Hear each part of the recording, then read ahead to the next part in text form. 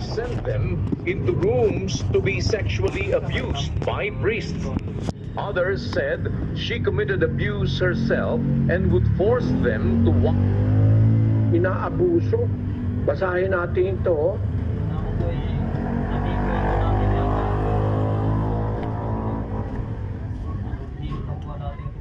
Pakibasa kapatid na Daniel.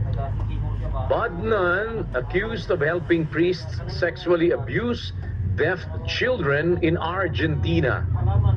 The students in the school for deaf children would call her the Bad Nun, the woman who was supposed to take care of them, but who they say would send them into rooms to be sexually abused by priests.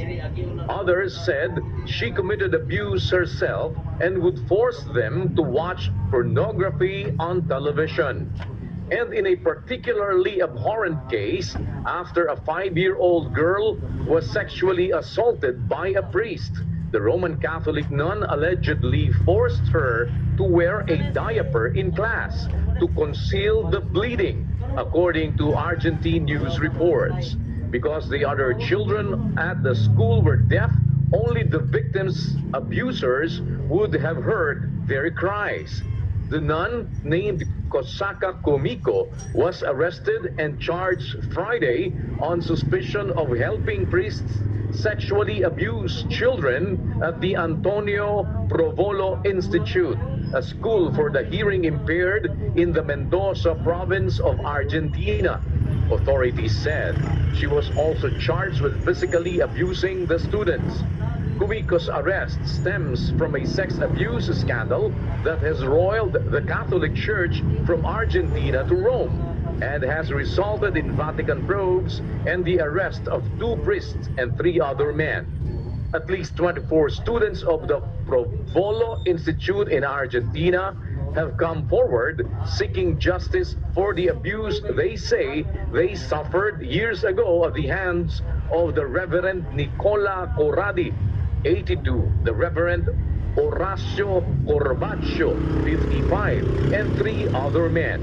The 5 were arrested in late November by police who raided the school in Lujan de Cuyo, a city about 620 miles northwest of Buenos Aires, after they found magazines featuring naked women and about $34,000 in Corradi's room, the Associated Press reported.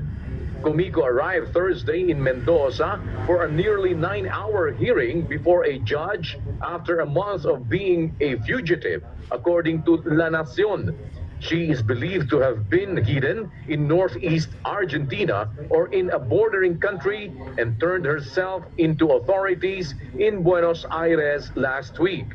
Wearing her habit and a bulletproof vest in the courtroom, she denied all the accusations, telling the judge, "I knew nothing of the abuses. I watch over the children. I'm innocent," Komiko said. "I did not know about the abuses. I'm a good person that has given my life to God." Authorities began investigating Komiko's role in the scandal when a 17-year-old girl came forward to allege the nun had placed a dressing or diaper over her bleeding when she was 5 years old, preventing her from sitting in the classroom. Other victims came forward accusing Komiko of actively participating in the abuse while she lived in the Provolo Institute from 2004 to 2012, authorities said, according to the Associated Press. Komiko's role was to take care of hearing-impaired children who lived far from Greater Mendoza and had to board at the school. Instead, she targeted the most vulnerable children and covered up abuse by her superiors, prosecutors allege, according to Argentine news outlet Clarín. Victims and prosecutors say the priests are accused of raping, sexually abusing, and fondling the students in bathrooms, dorms, a garden, and a basement at the school. The school has a little chapel with an image of the Virgin and some chairs where the kids would get confession and receive the communion. That's where some of the acts were happening. former lead prosecutor Fabrizio Sidoti told the Associated Press. One of the alleged victims told the Associated Press she witnessed how a girl was raped by one priest, while the other one forced her to give him oral sex. They always said it was a game. Let's go play, let's go play. And they would take us to the girls' bathroom, said one of the women who claims that she was abused at the school in Argentina. Dozens of students in the Provolo Institute's school in Italy were similarly abused for decades. Some victims accuse Corradi, the same priest now being charged in Argentina, according to the Associated Press. In 2009, students in the Italian school went public with horrifying tales of their abuse. The Vatican ordered an investigation and sanctioned 4 accused priests, but not Corradi. After the students again named Corradi as an abuser living in Pope Francis's native Argentina in a 2014 letter to the Pope and a bishop in Verona, Italy, the Vatican still took no action. But this year, a Vatican official said Pope Francis wanted to assure the victims that the church was taking measures to protect children and prevent sexual abuse. A Vatican investigative commission recently visited Mendoza to learn more about the case against the priests. The accused priests are being held at a jail in Mendoza and have not spoken publicly since the arrest.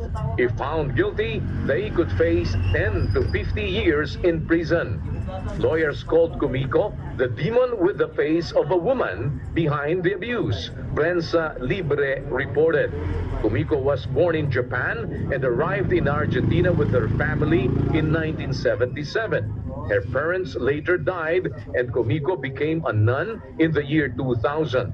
After serving at the Provolo Institute, she was based in different religious schools in the province of Buenos Aires. In court, Kumiko said the allegations are a strategy of the victim's family to get money. She said the wave of accusations against priests and nuns is nothing more than a campaign of discrediting the church intended to defile an entire religious order. A lie. It's not true. It is not a campaign to discredit a church.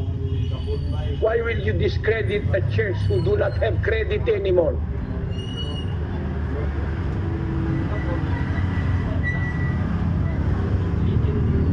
It doesn't go with the logic.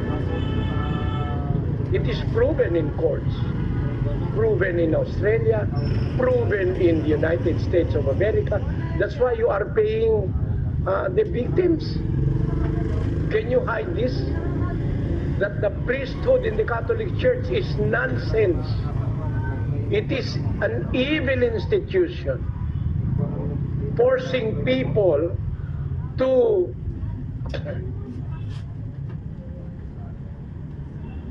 get or to do away with the lust of the flesh, the way the Catholic Church designed it, and it results to abuses.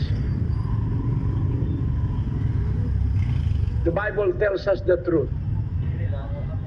7:9 of the book of 1 Corinthians, kung hindi makapigil mag-asawa, Ngunit kung if they cannot contain themselves, they cannot contain, let them marry. For it is better to marry than to burn.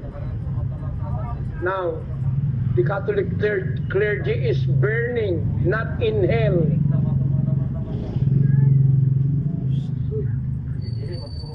But the desire. And it even reached one of the most prestigious magazines or books on earth, the Guinness Book of World Records. Would you dare to challenge the Guinness Book of World Record, Catholic priest? Tell me that your priesthood is a sacrament. I disagree.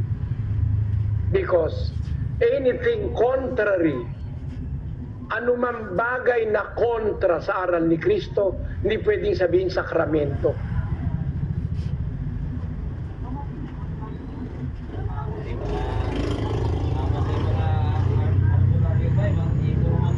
Nasusulat ba sa Biblia yan? Mali nga eh. Paano nasusulat? Pagpapari ka, sakramento. Papari ka, di ka mag-aasawa, pero manghihipo ka na lang. O aasawahin mo na lang yung mga madre. Huwag naman kayong mga... Tigil nyo na yung galit na galit kayo sa akin. Masama raw akong bunganga ako. Eh, masama ang ginagawa nyo eh. Kaya masama bunganga ako eh. Sabi sa inyo, sabi nyo. Pero totoo sinasabi ko. May batayan sa Biblia, may batayan sa kasaysayan, may batayan sa husgado. No? Hindi nga pwede akong idemanda rito eh. Pwede nyo ako idemanda? Naninira ako sa Katoliko? Hindi. Sinasabi ko lang yung tanong ng kapatid na yan ba ay sakramento? Totoo ba yan? Wala sa Biblia yan, sakramento nyo na yan. Binyag, sakramento? Paano sakramento? May bayad. Ang tunay na binyag, walang bayad. Sabi ni Pablo, pinangaral ko ang ebanghelyo, walang bayad. Eh kayo, sakramento, may bayad. Binyag, may bayad. Kasal, may bayad. Paano naging sakramento yung binabayaran? Mali. Ito ang prueba, oh. O tayo, papasahin natin, kapatid na Daniel. Ito po, the Roman Catholic Archbishop of Manila, St. Joseph Parish, 2671 Juan Luna Street, Gagalangin, Tondo, Manila. Baptism, 400. Confirmation, 240. Donation, 50. Total, 690. O itanggi nyo to, idemanda nyo. Demanda nyo yung nagbigay sa akin ito. Eh nagpabinyag, nagpakumpil, tapos hiningan pa ng donasyon na 50, naka 690. O ito, yan ba ngayon matatawag nyo sakramento? Ang sakramento, something sacred, hindi binabayaran yan. Walang bayad yan. Mga bagay na binigay sa ating walang bayad ng Diyos. Yun ang sabi ng Biblia. Walang bayad. Tapos kayo naman, sakramento, may bayad.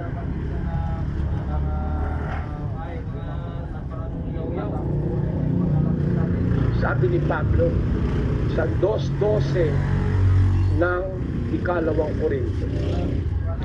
Ngunit ating tinanggap, hindi ang espiritu ng sanglibutan, kundi ang espiritu mula sa Diyos, upang ating mapagkilala ang mga bagay na sa atin ay ibinigay na walang bayad ng Diyos. Maraming mga bagay na binigay ang Diyos. Gifts ang tawag doon, galing sa taas. No? Pero walang bayad yun. Eh, ang sakramento nyo, halos lahat binabayaran eh. Magpamisa ka, magbabayad ka. No? Magpakumpil ka, magbabayad ka. May bayad eh. Paano mo sasabihin sakramento? Kapatid na Noel, wag kang magagalit ha. Tinanong mo kasi ako eh. Baka pati iba kagalitan ako tuloy dahil sa tanong mo. Ay, hindi. Pero katoliko rin siya eh. Galit ka ba, kapatid na Noel? Hindi po, loobin po, next week po, mababautismo na po ako sa dito po, sa tunay na iglesia.